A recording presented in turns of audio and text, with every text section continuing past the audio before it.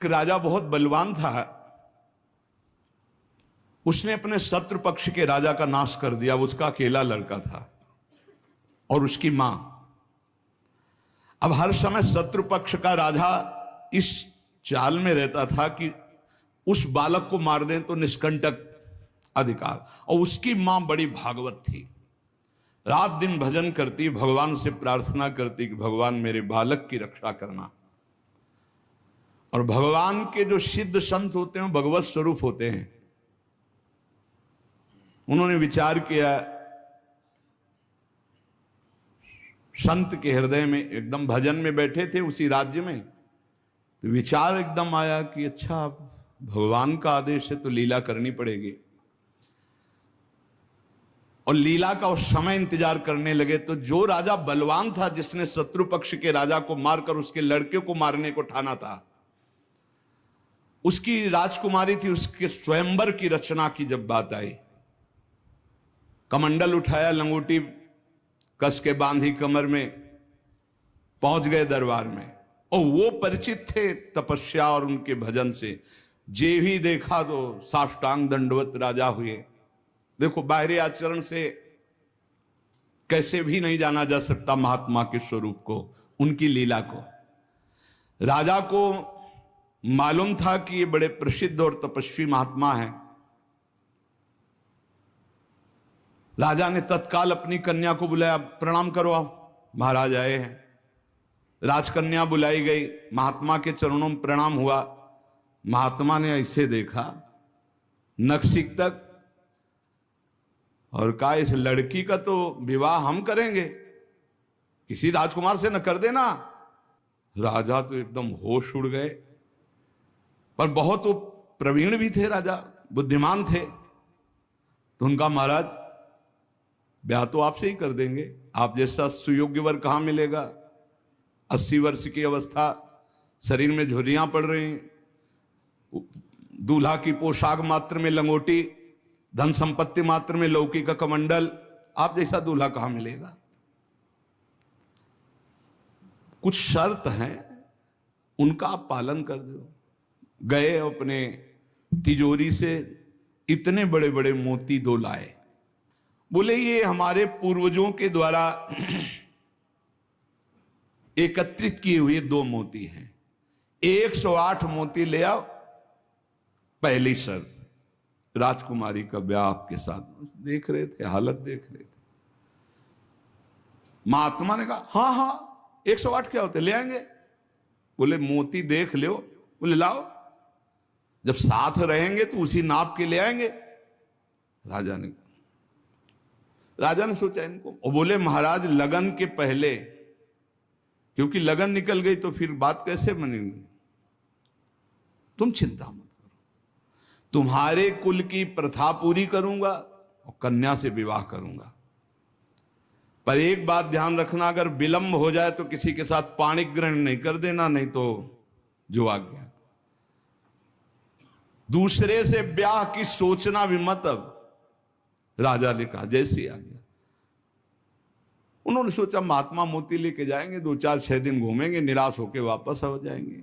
उनको क्या पता था कि जो भगवान के दास होते बड़े जिद्दी स्वभाव के होते हैं। अब वो ऊंचे दर्जे के सिद्ध महात्मा हाथ में मोती लिए हुए पहुंचे। विचार किया कि यार मोती किससे मांगूं, किससे खोजूं, कहां जाऊं। तो उनका समुद्र को रत्न गर्भा कहा गया, क्योंकि समस्त रत्न है, रत्नाकर है, सब रत्न उसमें विराजमान। समुद्र ही से सीधे मांग लेते हैं चल के। गए, ध्यान आया कि 3 दिन तक भगवान राम जो है उपवास करके बैठे रहे, नहीं आया तो हम तो 30 दिन बैठे रहेंगे तो नहीं आएगा, क्या करें। तो लौकी का कमंडल था, कमंडल उठाया, उलीचने लगे। 1 दिन 2 दिन 3 दिन लगातार, और खूब नाम जप भगवान का, और हर कमंडल में नाम जप करके, मंत्र जप करके जल उलीचने लगे। नाम का प्रभाव, समुद्र के हृदय में जलन पैदा हो गई। समुद्र एक साधारण पुरुष के रूप में पीछे से आवाज की, बाबा ये क्या कर रहे हो। कहा, समुद्र को खाली कर रहे हैं, और क्या कर रहे हैं। बोले तुम्हारे लौकी के कमंडल से समुद्र खाली हो जाएगा। बोले मजाक करो मत करो, एक महात्मा ने चुल्लू में पी गए थे, अगस्त जी चुल्लू में पी गए थे, ज्यादा हमको चैलेंज मत करो। समुद्र डरा। बोले उलीच काहे के ले रहे हो तुम, हमें बता सकते हो? बोले सुना है रत्नाकर है, बड़े बड़े रत्न है समुद्र में, हमें 108 मोती चाहिए। बोले अगर मोती मिल जाए तो समुद्र लीचना बंद करो, काहे को मेहनत करेंगे हम। बोले वो तो हम दे रहे हैं तुम्हें, दिखाओ मोती। मोती निकाले हुए से ढेर सारे मोती, एक लहर आई, नाप नाप के 110, क्योंकि 2 वो और 108 झोली में डाले। समुद्र ने कहा और भर लो। बोले मकिंचन महात्मा है, हमें नहीं चाहिए, ये दुल्हन लेने के लिए शर्त है, इसलिए हमने इनको लिया है और जा रहे हैं। महात्मा जी बड़े गर्व से गए, भगवान की जय जयकार की। राजा देखते ही समझ गया मोती मिल गए, क्योंकि बहुत मुस्कुराहट है। गणित लगाई, लड़की को कैसे बचाऊं। बोले हाँ महाराज। बोले ये ले 110, 2 ही तुम्हारा और 108 ही। बोले महाराज जी आपसे कहा था कि कुछ शर्तें हैं, एक तो पूरी हो गई, दूसरी एक कि हमारे शत्रु पक्ष के राजा का वध तो मैंने कर दिया, उसका एक लड़का है, उसकी खोपड़ी तुम हमें ले आओ। महात्मा जी ने विचार किया कि सारा खेल भगवान के इशारे से तो उसी की रक्षा के लिए हो रहा है। भगवान ज्ञान समुद्र हैं। बोले अवश्य उसकी खोपड़ी लाके देता हूं अभी। उसका जो कुमार है उसको हर समय मंदिर में बैठाल करके खूब कीर्तन भजन करवाती उसकी मां, क्योंकि उसको पता था भगवान ही समस्त मंगलों का विधान करने वाले हैं। अब महात्मा जी उसके राज्य में गए, जे ही राजमाता ने देखा दरबार में संत आए, प्रणाम किया, महल में ले गई, बढ़िया उनको भोग पवाया और कहा प्रभु आज्ञा कीजिए, कैसे आगमन हुआ, स्वाभाविक दर्शन या कोई आदेश पालन? आदेश पालन नहीं, तुम्हारे लड़के की खोपड़ी ले जानी, तुम्हारे जो दुश्मन राजा है उसने मंगाया है। सहम गई। तो उनका महाराज मैं तो मां हूं, मैं तो काट नहीं सकती, आप साधु हो, आप काट के ले जाओ, ये लड़का मैंने आपको दिया। कहा जब दिया तो काट के ले जाने की क्या जरूरत है, पूरा ले जाएंगे हम, काट के ले जाने की जरूरत क्या है? बोले महाराज पूरा राज्यभार आगामी राजा यही है, और आज तक मैंने भगवान की आराधना की अपने पुत्र की रक्षा के लिए। संत और भगवान में मैं कभी भेद नहीं देखती, इसलिए आपकी वस्तु आपको समर्पित है, चाहे वहां मार देना, मरवा डालना या जैसी आपकी रुचि हो। इतनी बड़ी संत पर श्रद्धा।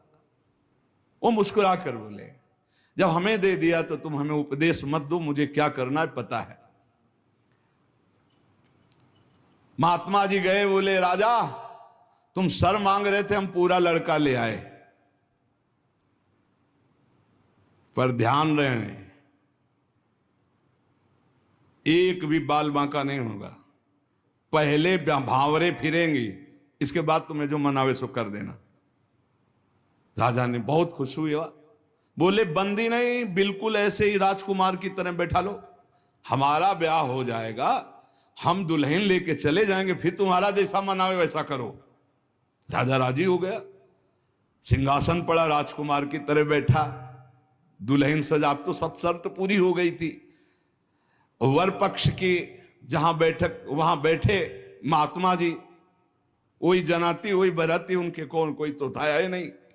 महात्मा जी विवाह मंडप के नीचे बैठे हैं, आचार्य आए, पूरा दूल्हा भेष सजाया गया महात्मा जी का, लंगोटी में, केवल लंगोटी कमंडल, संत की लीला। कन्या आई, महात्मा ने कहा रुको, एक बार देखा तुम्हारे योग्य नहीं, हे राजा ये तुम्हारी लड़की हमारे योग्य नहीं। तो महाराज आप ही बोले थे, अब मतलब अब बेइज्जती तो मत करो, बिल्कुल भावरे पड़ने वाली। लड़के की तरफ देखा, हे यहाँ खड़े हो बगल में, ये योग्य है, तुम्हारी लड़की की एक, चुप, ब्याह कर इसके साथ,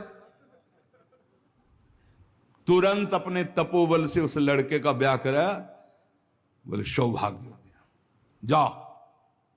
मां ने आराधना किस बात की थी कि दुश्मन राजा कहीं हमारे पुत्र को ना मार दे, और ये आदेश भगवान ने संत को दिया। तो इतनी बड़ी लीला संत ने रची, और उस राजा से कहा होश में तुम्हारी बेटी का सुहाग है, पूरी सुरक्षा उस राज्य की भी तुम्हें करनी, और अगर हमें सुनाई दिया किसी भी तरह का विरोध, महाराज। कभी कभी भगवान की आज्ञा से संतजन कुछ ऐसी लीलाएं करते हैं जिन लीलाओं को बाहरी आचरणों से आप जान ही नहीं सकते कि मामला क्या है। तो कह रहे हैं कि बाहरी जो लीला है वो तो कोई नाटक का पात्र भी कर सकता है, लेकिन संतों की लीलाओं को बिना भगवत प्राप्त कोई जान नहीं सकता है। हमारे ग्वारिया बाबा वृंदावन के सेवा कुंज गली से मस्ती से में चले आ रहे हैं, यार की मस्ती में। सामने से कुछ बंगाल से एक परिवार आए हुए थे दर्शन करने, उनके साथ लड़की को देखा। 70 वर्ष के होंगे बाबा, ग्वारिया बाबा। बिरज गए, बोले नहीं हम इससे ब्याह करेंगे। हर बंगाली बोले कैसे करोगे तुम ब्याह, बेटी हमारी हम ऐसे। बोले नहीं। अब तो आवाज हुई तो सब ब्रजवासी इकट्ठा हुए। ब्रजवासी हंसने लगे क्योंकि जानते थे बाबा सिद्ध है और बालवत उनका व्यवहार। बोले लेंगे, दुल्हन लेंगे, इसी के साथ विवाह करेंगे। बंगाली ने कहा तुम चीता में भरो, जहां में भरो, हम अपनी बेटी का ब्याह तुमसे। तो बोले नहीं करेंगे। झगड़ा शुरू। ब्रजवासी बंगाली से बोले भैया तुम नहीं जानते, ये सिद्ध महापुरुष है, एक बार हां कर दे, नहीं ये जल जाएगा बाबा। बोले अगर कुछ भी हो तो हम लोग हैं, तुम चिंता मत करो, एक बार हां कर दो। उनको समझाया, अलग ले जाए। बोले बाबा ब्याह के लिए तैयार है। बोले तैयारी की जाए। वो तो घबरा रहा है। ब्रजवासियों का बाबा पूरी तैयारी है, बस तुम अपनी तैयारी कर लो दूल्हा बनने की। यार नहीं इच्छा तुम्हारी? नहीं। बोले हमारे यार की इच्छा नहीं। चल दी। संतों की बाहरी लीलाएं ऐसी, जो सिद्ध पुरुष होते हैं उनको लोक व्यवहार की, क्योंकि वो अब सबको भगवत स्वरूप देकर एक आनंद लीला उनकी चलती रहती है। तो कह रहे कि नाटक करना गंभीरता का, ये सब ये तो नाटक पात्रों में हो सकता है, लेकिन भगवान के संतों की अभिनय की बुद्धि नहीं होती, वो स्वाभाविक भगवत प्रेरित लीलाएं उनकी होती रहती। बोले मिताहार, आधा किलो देसी घी, किलो 1.5 किलो रबड़ी, आधा किलो 1 किलो दाल सब्जी, ऐसी रोटी बीता से ना पी जाए। जब कोई देखे है चल उधर देख, अब प्रसाद पाए। संतों की तो लीलाएं जान नहीं सकते। 10 ग्राम संख्या एक बीजा में मर जाए। जो भगवत प्राप्त महापुरुष है उनकी अलग अलग लीलाएं होती हैं। इसलिए कह रहे जो सिद्ध पुरुष है उनको बाहरी आचरण, अगर वास्तविकता आपको देखनी साधुता की तो मुमुक्षता में देखिए, या जो साधक तन्मयता पूर्वक भजन में लगे उनको देखिए। सिद्ध पुरुषों से आप पहचान नहीं सकते कि किस कोटि के महापुरुष है। संत आंतरिक क्षमता से युक्त होते हैं। क्या भक्ति से ऐसी ऊंचाई प्राप्त होती?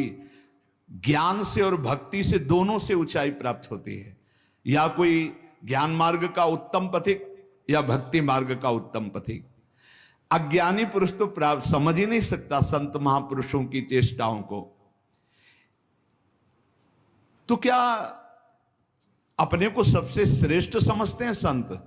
नहीं नहीं नहीं, सबको अपने से श्रेष्ठ समझते हैं भक्ति के संत, और सबको आत्मस्वरूप समझते हैं ज्ञानी संत।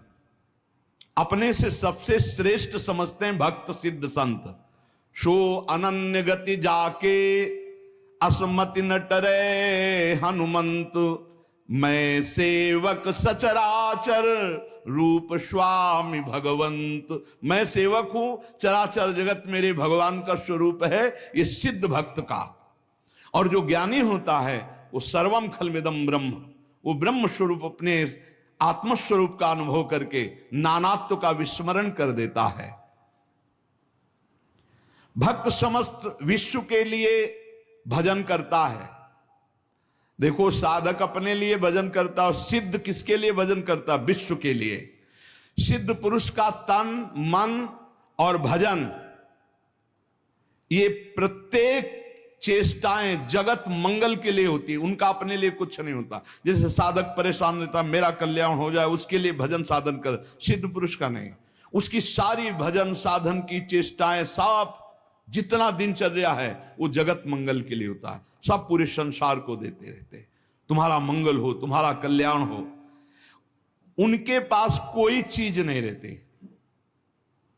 कोई चीज नहीं, सब पर भगवान का अधिकार, सब भगवत स्वरूप जगत, इसलिए अपना कुछ नहीं। बड़ा ऊंचा भाव होता है भक्त का, जो सिद्ध महापुरुष होता है। जब तक देखो संतों की चेष्टाओं को नहीं जान पाओगे, उनका जो भाव होता है बड़ा विचित्र होता है।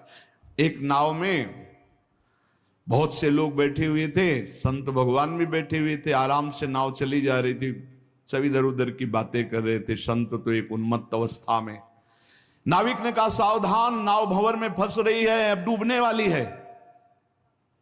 संत भगवान का कमंडल था, फौरन ढक्कन हटाया और भर भर करके नदी से पानी नाव में डालने लगे। अरे वो ये क्या कर रहे हो, किसी के नहीं सुन रहे थे, 10-12 कमंडल तो डाल ही चुके थे। इतने में नाविक ने कहा भगवान की कृपा से नाव भंवर से निकल गई, बचने का संकेत है। जो कमंडल से डाला था बाहर फेंकने लगे।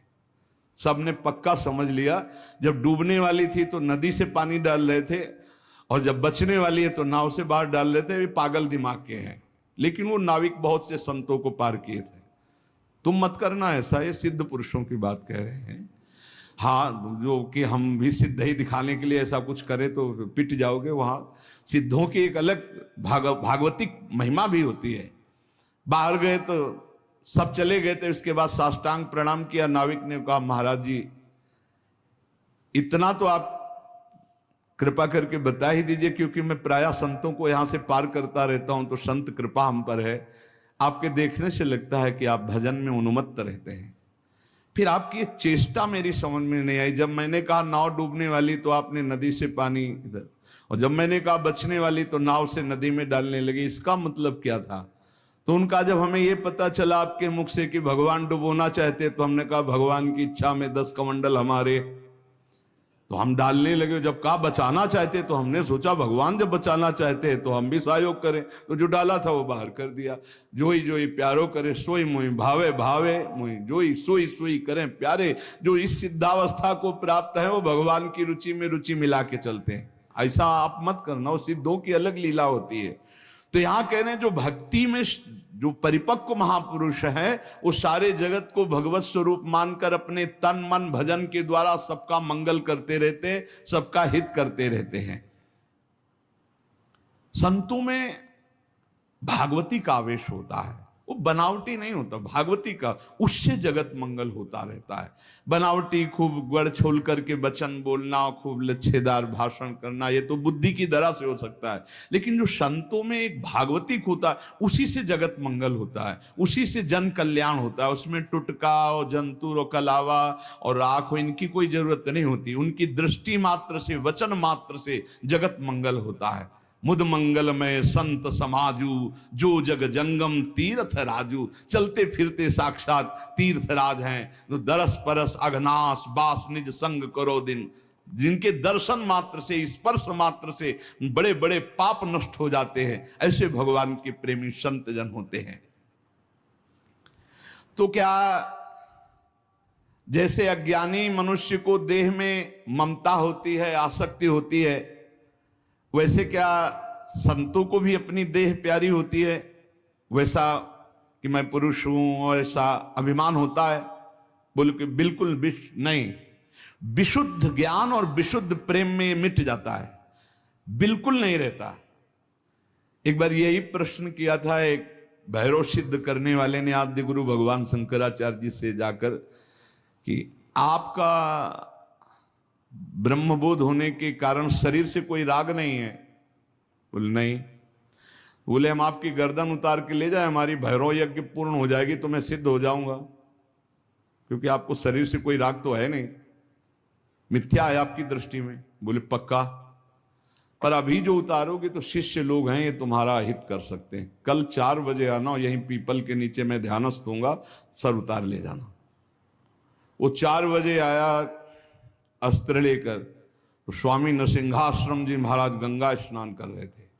एकदम आवेश आया, हुंकार भरी दौड़ते हुए आए, और वो पहुंच भी नहीं पाया था, उठा के पटक दिया और नाखूनों से उसे फाड़ दिया। फिर एकदम आवेश शांत हो गया। तब ये भगवद आवेश, ये जो बड़े महापुरुषों के चरित्र हैं, ये बड़े शिक्षास्पद भी होते हैं और ये अलौकिक भी होते हैं। कभी कोई महापुरुषों की नकल ना करे, हमारी प्रार्थना है, कभी नकल न करे कि हमारे गुरुजी ऐसे तो नहीं। जो गुरुजी के उपदेश है उनके अनुसार चले। बड़े सिद्ध महापुरुषों के बड़े विचित्र विचित्र लीलाएं होती हैं। महापुरुषों की बाह्य चेष्टाओं को बिल्कुल नहीं समझा जा सकता, इसलिए कभी उनकी परीक्षार्थ ये जांच न करे कि हम बाहरी आचरणों से उनको, हम आपको सत्य कहते, बड़े बड़े महापुरुषों से मिले, आप कदापि नहीं जान सकते, कदापि नहीं जान सकते कि ये किस कोटि के महापुरुष हैं, किस कोटि के महापुरुष है। बहुत बहुत ही बड़े बड़ों को संशय हो जाए कि ऐसा नहीं हो सकता। जैसे भक्त संपूर्ण विश्व को साक्षात अपना इष्ट देव मानता है, काम पड़ने पर विश्व हित के लिए प्राण त्याग सकता है, क्या ज्ञान मार्ग में चलने वाला सिद्ध महात्मा भी ऐसा कर सकता है? हां। पहली बात तो उसकी दृष्टि में देह का, ऐश्वर्य का मूल्य ही नहीं है, तो उसको समर्पित करने में क्या देर लगेगा। अतएव अगर सुख पहुंचाने की जरूरत पड़े जगत को, तो ज्ञानी महात्मा अपने प्राण दे सकता है, जैसे भक्त अपने प्राण दे देता है।